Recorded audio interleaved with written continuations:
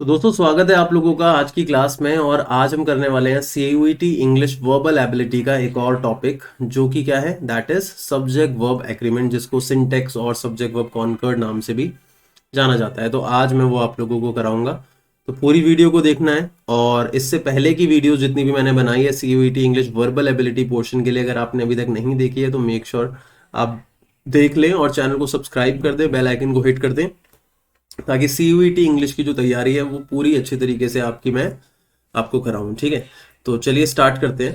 तो दोस्तों subject verb agreement, देखो टॉपिक को समझो। टॉपिक क्या है, आप इस बात को समझो कि जब भी हम इंग्लिश में कोई सेंटेंस लेते हैं तो सेंटेंस का स्ट्रक्चर क्या होता है, subject plus helping verb plus object, यही होता है। सब्जेक्ट कर्ता को कहा जाता है जो किसी काम को करता है। हेल्पिंग वर्ब सब्जेक्ट और वर्ब के बीच में होती है, is am are, do does, has have, was were, ये सब है ना।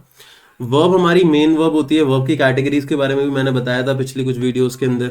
और ऑब्जेक्ट जो है वो एक्शन को रिसीव करता है। सब्जेक्ट जो है वो उसे परफॉर्म करता है और ऑब्जेक्ट जो है वो उसे रिसीव करता है। एग्जाम्पल के लिए मैंने बोला he is playing cricket, he is playing cricket. अब इस सेंटेंस में जो परफॉर्मर है, जो काम को कर रहा है, वो ही है, ही काम को कर रहा है। और काम किस चीज का हो रहा है, खेलने का। और रिसीव कौन कर रहा है, क्रिकेट, क्योंकि खेला क्या जा रहा है, क्रिकेट खेला जा रहा है। अब जब मैंने इस ही को प्लेइंग से जोड़ा तो बीच में क्या लगाया, इज लगाया, जो कि एक हेल्पिंग वर्ब है। तो सब्जेक्ट वर्ब कॉन्कर्ड होता क्या है, बेसिकली सब्जेक्ट को वर्ब से जोड़ना, सब्जेक्ट को वर्ब से जोड़ना। तो इसी को हम सब्जेक्ट वर्ब अग्रीमेंट कहते हैं। अब जैसे कि आप लोग जानते हैं कि अगर कभी भी हमारा सब्जेक्ट सिंगुलर होगा, ध्यान रखना, जब भी हमारा सब्जेक्ट सिंगुलर होगा तो उसके साथ में जो हेल्पिंग वर्ब आएगी वो भी क्या आएगी, सिंगुलर। उसके साथ में जो वर्ब आएगी वो भी क्या आएगी, सिंगुलर। ऑब्वियस सी बात है, अगर ही आ रहा होगा और इज एम आर में से मुझे चूज करना है तो ही के साथ में इज ही तो लगाऊंगा। समझ में आ रही है मेरी बात, is it clear to all of you. तो यही हमारा सिंटेक्स के अंदर आता है। तो हमारे को सिंटेक्स में एक बेसिक सा रूल ध्यान रखना है कि अगर हमारा सिंगुलर सब्जेक्ट है, अगर हमारा सिंगुलर सब्जेक्ट है तो उसके साथ आने वाली हेल्पिंग वर्ब भी सिंगुलर ही होगी, सिंगुलर हेल्पिंग वर्ब।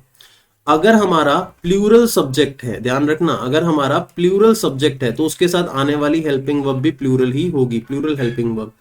समझ में आ गई बात।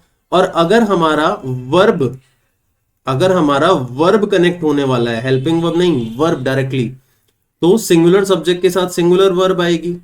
और अगर हमारा प्लूरल सब्जेक्ट है और वर्ब कनेक्ट होने वाला है तो प्लूरल सब्जेक्ट के साथ हमेशा प्लूरल वर्ब आएगी। तो मेन सिंटेक्स या सब्जेक्ट वर्ब अग्रीमेंट, कॉन्कॉर्ड, कुछ भी कह लो, इसमें मेन जो फंडा है, फंडा है, वो यही है कि आपको इस बात को आइडेंटिफाई करना होगा कि भाई हमारा सब्जेक्ट क्या है, सिंगुलर या प्लूरल, और उसके साथ आने वाली हेल्पिंग वर्ब या वर्ब क्या होगी। अगर आप इस चीज को समझ गए तो सारा का सारा काम आपका आसान हो जाएगा। तो मैं इस टॉपिक को आपको एक्सप्लेन करूंगा कुछ क्वेश्चंस के थ्रू जो सामने स्क्रीन पे हैं। ये देखो, ये रहे क्वेश्चंस, तो इनको करके देखते हैं। ठीक है भाई, देखो ये सिंटेक्स के ही कुछ क्वेश्चंस हैं।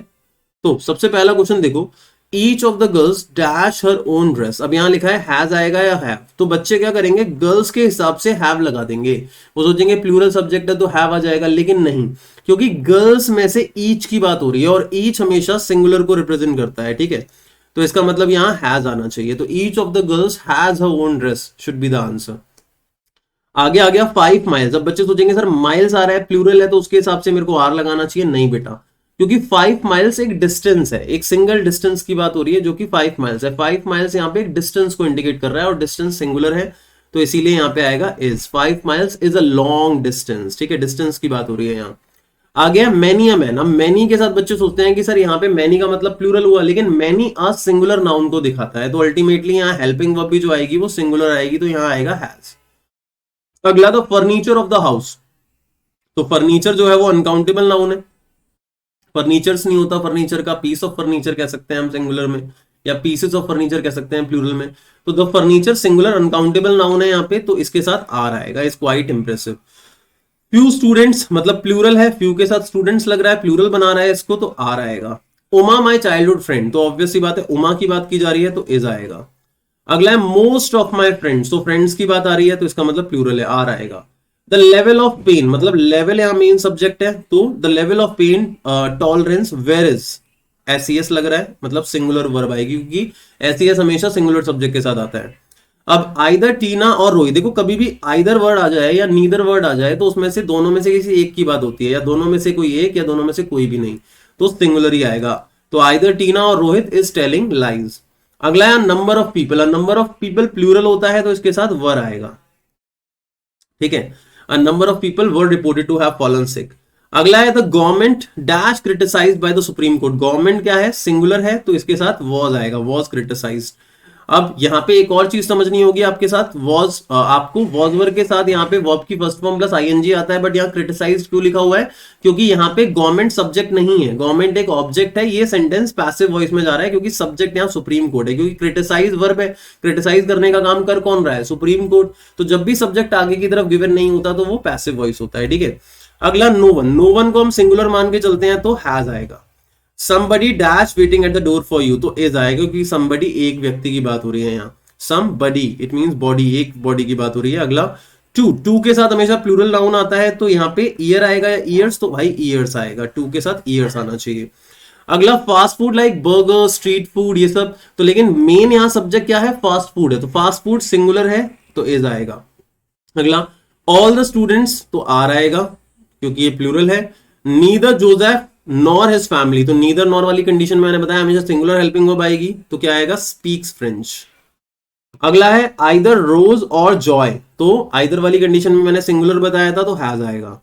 इफ एनीबडी, एनीबडी के साथ इज आएगा, if anybody calls for me.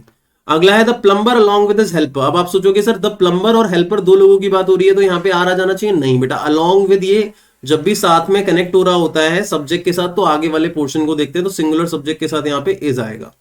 अगला सेवरल नेबर्स, नेबर्स प्लूरल है तो अल्टीमेटली यहाँ हैव आएगा। अगला नीदर पेनी नॉर एमी, तो नीदर नॉर वाली कंडीशन में सिंगुलर हैज आएगा। ओलंपिक्स एक पर्टिकुलर स्पोर्टिंग इवेंट है, ठीक है, तो यहाँ पे इसे सिंगुलर कंसिडर किया जाएगा तो उसके साथ इज आएगा।